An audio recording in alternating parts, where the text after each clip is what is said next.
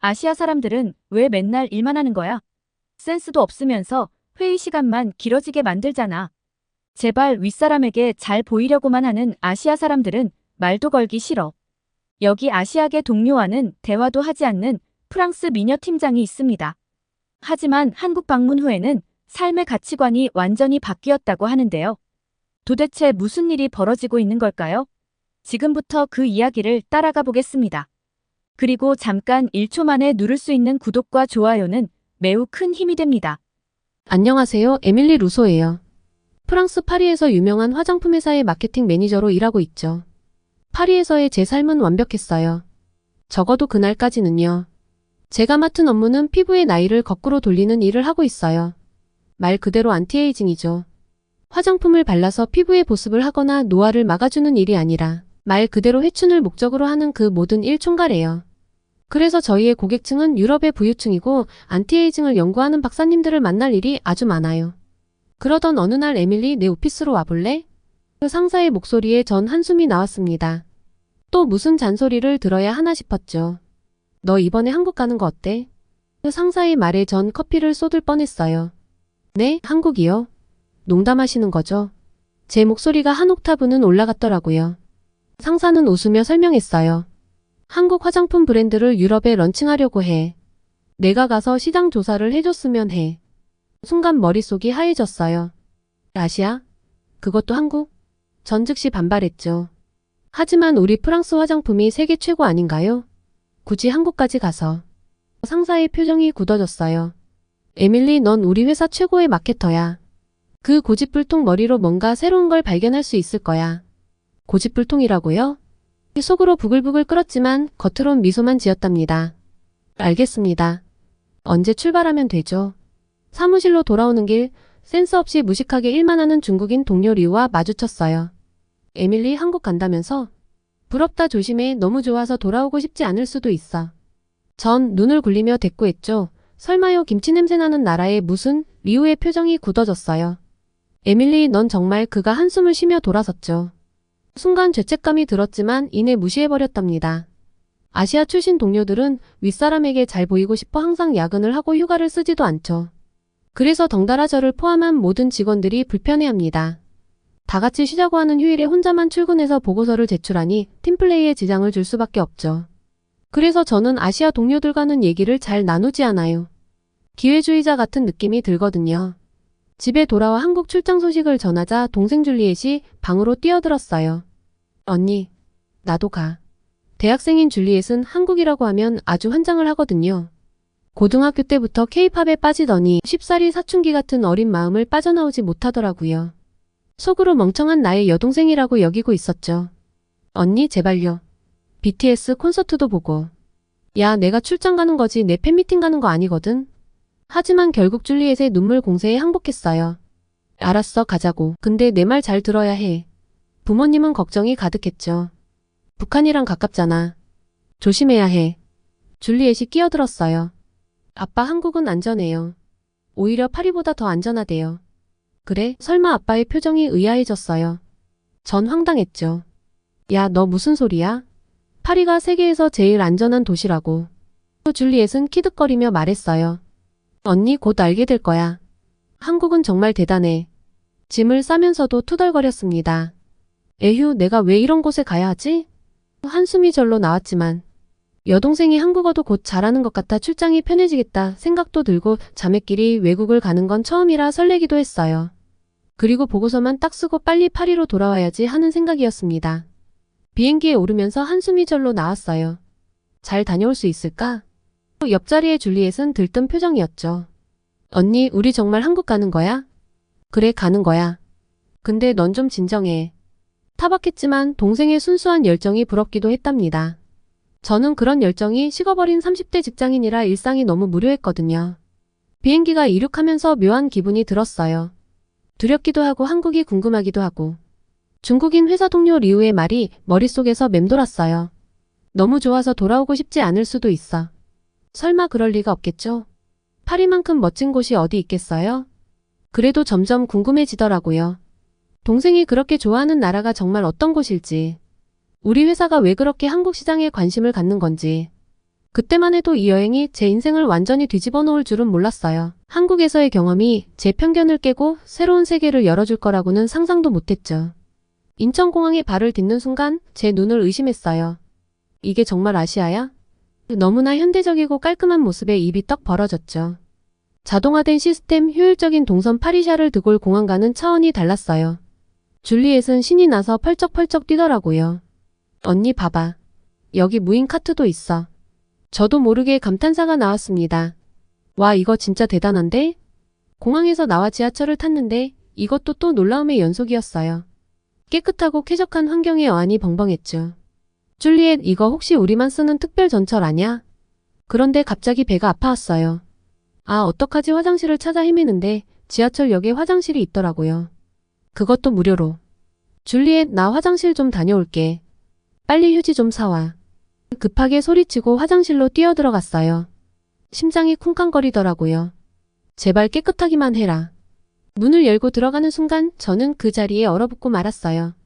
믿을 수 없는 광경이 펼쳐졌거든요. 반짝반짝 빛나는 세면대, 깨끗한 거울, 그리고 향기까지 나는 변기. 이게 말이 돼?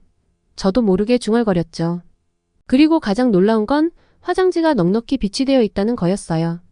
용무를 해결하고 나오니 줄리엣이 킥킥 웃고 있더라고요. 언니, 뭐 좀 놀랐어? 완전 머쓱했답니다. 야, 너 알고 있었어? 왜 말 안 해줬어? 언니 반응 보고 싶었거든. 재밌었어? 정말이지 할 말을 잃었어요. 이게 뭐야, 공짜인데 이렇게 깨끗하다고? 파리였다면 상상도 못할 일이었죠. 지하철에서 내려 강남거리를 걸으면서 또 한 번 놀랐어요. 사람들이 정말 많더라고요. 그런데 더 놀라운 건 이렇게 많은 사람들이 질서정연하게 움직인다는 거였어요. 횡단보도에서 신호를 기다리는 사람들, 에스컬레이터에서 한 줄로 서 있는 모습, 지하철에서 차분히 승하차하는 모습, 모든 게 너무나 질서 있어 보였어요. 줄리엣, 이렇게 사람 많은데 어떻게 이렇게 질서정연하지? 제가 물었죠. 동생은 싱글벙글 웃으면서 대답했어요. 언니, 내가 말했잖아. 한국은 대단하다고. 그 말에 괜히 심술이 났죠. 에이, 그래봤자 파리만 할까? 하지만 속으로는 인정할 수밖에 없었어요. 이건 정말 대단한 거였거든요. 파리에서는 상상도 못할 광경이었죠. 사람들이 질서를 지키는 모습을 보며 문득 파리의 혼잡한 거리가 떠올랐어요. 여기선 그 누구도 새치기를 하거나 소리를 지르지 않았어요. 모두가 서로를 배려하는 듯한 모습이 신기했죠. 호텔에 도착해서 짐을 풀고 나니 그제서야 피로가 몰려오더라고요. 침대에 벌러덩 누워서 천장을 바라보며 생각에 잠겼어요. 오늘 하루 정말 신기한 일의 연속이었네. 설마 이게 다 우연은 아니겠지? 파리의 모습과 서울의 모습이 머릿속에서 겹쳐졌어요. 뭔가 달랐어요. 뭔가 새로웠죠. 줄리엣의 들뜬 목소리가 들려왔어요. 언니, 내일은 어디 갈까? 나 너무 신나. 저도 모르게 미소가 지어졌답니다. 그래, 나도 좀 기대되네. 잠들기 전 문득 리우의 말이 떠올랐어요. 너무 좋아서 돌아오고 싶지 않을 수도 있어. 설마 하면서도 왠지 모를 기대감에 가슴이 두근거리더라고요. 그렇게 서울에서의 첫날 밤이 지나갔어요. 다음날 아침 저는 아침부터 바빴어요. 화장품 공장 방문 준비를 하느라 정신없었죠. 그때 줄리엣이 혼자 나가겠다고 하더라고요. 언니, 난 BTS 팝업 스토어 갔다 올게. 야, 너 혼자 나가? 내가 빨리 일을 끝낼게. 기다려, 같이 가자. 걱정 마, 여긴 안전하다니까. 솔직히 불안했어요. 이곳은 낯선 서울이잖아요. 그래도 가겠다는 여동생을 말릴 수는 없어서 허락을 했어요. 시간이 흘러 해가 지기 시작했는데 줄리엣에게서 연락이 없었어요. 불안해져서 전화를 걸었지만 받지 않더라고요. 파리의 밤거리가 떠올라 가슴이 덜컥 내려앉았습니다. 그때 엄마에게서 전화가 왔어요. 에밀리, 줄리엣은 어디 있니? 쇼핑 갔어요. 대충 얼버무렸죠. 뭐? 혼자? 너 동생 안 챙기는 거야? 엄마의 목소리가 날카로워졌어요. 전화를 끊고 나니 더 불안해졌어요. 계속 줄리엣에게 전화를 걸었죠. 드디어 줄리엣에게서 전화가 왔어요. 언니, 나 지금 홍대야. 여기 너무 재밌어. 뭐? 벌써 밤인데 아직도 돌아다니는 거야? 언니, 괜찮아. 여기 완전 안전해. 그리고 사람들 엄청 많아. 전 믿을 수가 없었어요. 파리였다면 이 시간에 혼자 돌아다니는 건 상상도 못할 일이었거든요. 줄리엣, 당장 호텔로 와. 위험해. 언니, 정말 괜찮다니까. 언니도 와봐. 지하철 타고 금방이야. 호기심에 못 이겨 결국 지하철을 탔어요. 깨끗하고 안전한 지하철에 놀랐지만 여전히 불안했죠. 홍대에 도착하자마자 믿을 수 없는 광경이 펼쳐졌어요. 밝은 조명 아래 사람들로 가득한 거리, 즐겁게 웃고 떠드는 젊은이들, 그리고 여기저기서 들리는 음악 소리. 언니, 여기야. 줄리엣이 손을 흔들었어요. 거리를 걸으며 점점 긴장이 풀렸어요. 사람들은 편안해 보였고 위험한 기운은 전혀 느껴지지 않았거든요. 줄리엣, 이게 다 뭐야? 봐, 언니. 한국은 정말 안전하고 행복한 곳이라니까. 우리는 밤늦게까지 홍대를 돌아다녔어요. 길거리 공연, 맛있는 음식, 특이한 카페들 모든 게 새롭고 신선했죠. 언니, 파리였으면 이런 거 상상도 못했지? 그러게 정말 놀랍다. 새벽 1시가 넘어서야 호텔로 돌아왔어요. 믿을 수 없게도 지하철은 여전히 운행 중이었고 거리도 여전히 안전했답니다. 침대에 누워 오늘 밤의 경험을 되새겨봤어요. 파리의 밤과 서울의 밤이 머릿속에서 겹쳐졌죠. 이렇게나 다를 수 있다니. 잠들기 전 문득 생각했어요. 내가 알던 세상은 정말 좁았구나. 한국, 특히 서울은 정말 안전하고 활기찬 곳이야. 이 밤의 경험은 제 세계관을 완전히 바꿔놓았어요. 이제 한국을, 특히 서울의 밤을 새로운 눈으로 보게 될 것 같아요. 다음 날부터 본격적인 화장품 공장 견학이 시작됐어요. 첫 방문지는 대기업 계열사였는데 그 규모에 입이 떡 벌어졌죠. 와, 이게 다 화장품 만드는 곳이라고요? 직원들의 열정과 효율성에 놀랐어요. 모두가 바쁘게 움직이는데도 웃음을 잃지 않더라고요. 한 연구원이 말했죠. 우리는 세계 최고의 화장품을 만들고 있다고 자부해요. 그 말에 솔직히 좀 긁혔어요. 프랑스 화장품만큼 좋을까? 하고 말이죠. 하지만 곧 제 생각이 얼마나 편협했는지 깨달았답니다. 연구실에서 본 최첨단 기술들, 품질 관리 시스템, 그리고 끊임없는 혁신 정말 대단했어요. 이래서 한국 화장품이 세계적으로 유명해졌구나 하고 중얼거렸죠. 특히 놀라웠던 건 스타트업 방문이었어요. 작은 회사인데도 아이디어가 기발하더라고요. AI를 활용한 개인 맞춤형 화장품, 환경 친화적인 포장, 제 고정관념을 완전히 깨부숴버렸죠. 에밀리 씨, 우리 제품 한번 써보세요. 한 스타트업 대표가 제안했어요. 솔직히 좀 망설였죠. 설마 로레알만큼 좋을까? 하고 말이에요. 하지만 써보고 나니 와, 이거 정말 대단해요. 일주일간의 견학을 마치고 나니 제 생각이 완전히 바뀌었어요. 한국 화장품은 정말 대단했거든요. 품질, 기술력, 그리고 혁신성 모두 세계 최고 수준이었죠. 마지막 날 한 상무님이 제안하셨어요. 에밀리 씨, 오늘 저녁에 한강에서 시간 보내는 건 어떠세요? 한강이요? 궁금증이 생겼죠. 네, 서울의 자랑이에요. 유람선도 타고 강변에서 저녁도 먹고 서울을 제대로 느낄 수 있을 거예요. 한강에 도착하니 놀라운 광경이 펼쳐졌어요. 넓고 푸른 강물이 도시를 가로지르고 있었죠. 세느강과는 비교도 안 되게 넓더라고요. 와, 여기 정말 아름답네요. 감탄사가 절로 나왔어요. 상무님이 웃으며 말씀하셨죠. 세느강과는 또 다른 매력이죠. 맞아요. 세느강은 비교도 안 되게 한강은 활기차고 현대적이었어요. 그리고 무엇보다 깨끗했죠. 물빛이 투명하게 반짝이는 게 인상적이었어요. 저기 봐요, 에밀리 씨. 저 유람선 타봐요. 상무님이 가리키신 곳을 보니 화려한 조명의 유람선이 보였어요. 유람선에 올라타니 시원한 강바람이 얼굴을 스쳤어요. 날씨가 정말 좋았죠. 선선하면서도 상쾌한 공기가 기분을 좋게 만들었어요. 갑판에서 바라본 서울의 야경은 그야말로 환상적이었어요.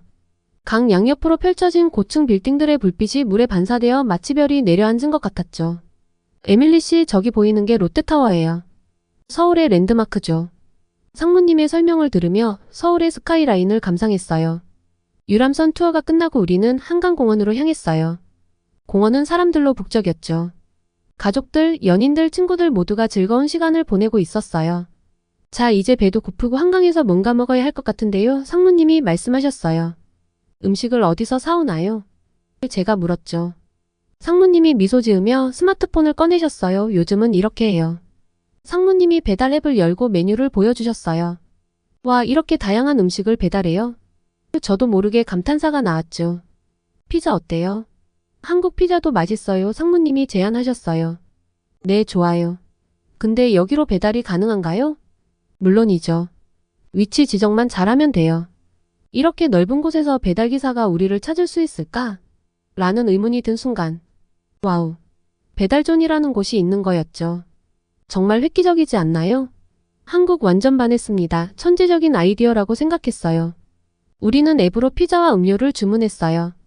그리고 돗자리를 펴고 앉아 기다렸죠. 얼마 지나지 않아 배달원이 나타났어요. 와, 진짜 여기로 오네요. 심지어 누가 훔쳐가지도 않았죠. 이런 문화는 단언컨대 한국만 가능합니다. 피자 상자를 열자 냄새부터 맛있어 보여요. 한 조각을 베어 물고 놀랐죠. 와, 이거 정말 맛있네요.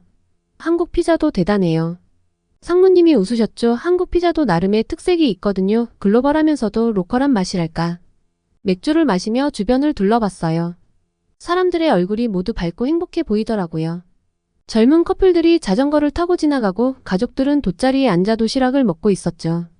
여기 사람들 표정이 다 밝아요. 파리랑은 좀 달라요.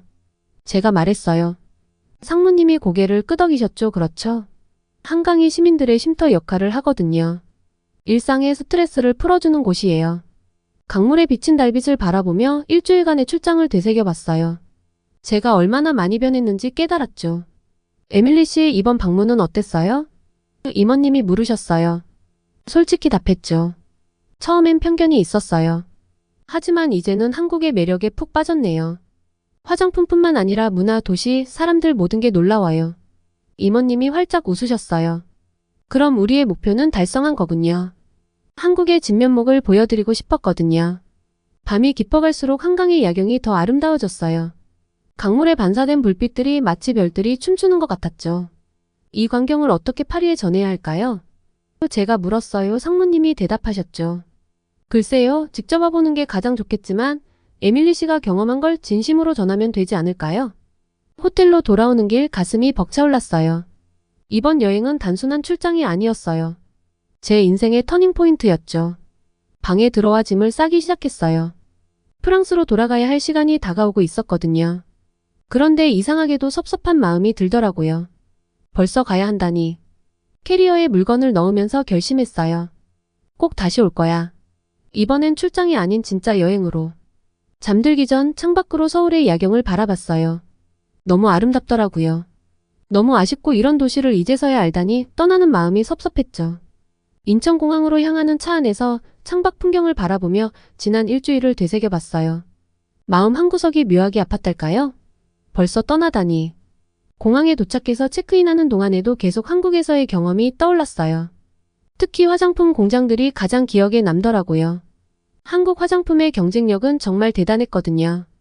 예를 들어 어떤 스타트업에서는 AI를 활용해 개인 맞춤형 화장품을 만들고 있었어요. 고객의 피부 상태, 생활 환경, 심지어 식습관까지 분석해서 최적의 제품을 추천하는 거죠. 이건 정말 혁명적이었어요. 또 다른 회사는 환경 친화적인 포장재를 개발했더라고요. 사용 후 땅에 묻으면 6개월 내에 완전히 분해되는 용기였죠. 이런 기술력과 환경의식은 우리도 본받아야 할 것 같았어요. 비행기에 올라타자마자 노트북을 꺼냈어요. 머릿속에 가득한 아이디어들을 정리해야 했거든요. 어떻게 하면 우리 회사와 한국 스타트업들이 협력할 수 있을까? 비행기가 이륙하면서 서울의 전경이 내려다 보였어요. 가슴이 뭉클해지더라고요. 꼭 다시 올 거야.